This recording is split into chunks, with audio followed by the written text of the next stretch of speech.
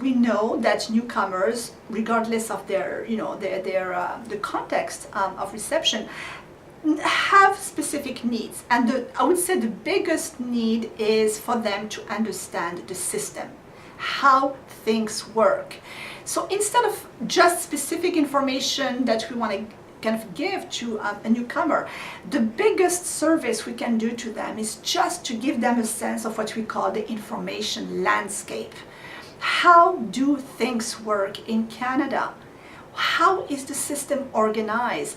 Think of it as a frame. You come from a different place where the framing of how things work were a certain way, and you move, you shift to a new space, a new place. We have to reframe our understanding of how things work. How do I get a job? How does the labor, the employment sector works in my area?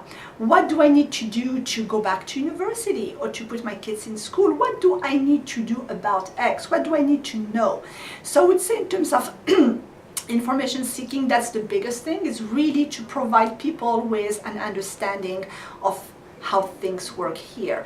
And with that goes issues around language, the terminology. They may not know how things are named here. So that's a little bit hard when you want to do a search, because you don't have the right keywords, you don't know exactly what are the terms that will elicit the kind of information you need the most. So a focus on the terminology, a focus on an overview of the system, whether it's the healthcare system, the labor market, the housing system, the whatever it is that people need.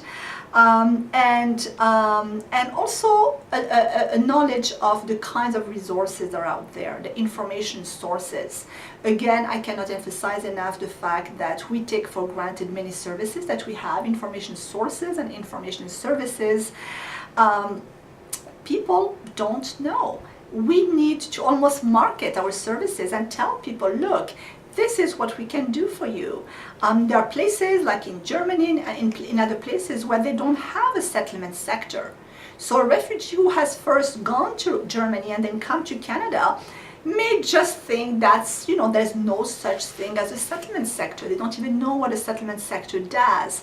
So really starting at that level, explaining how things work in Canada, and what you as a settlement worker can do for them, and what you cannot do, but what you can do as well.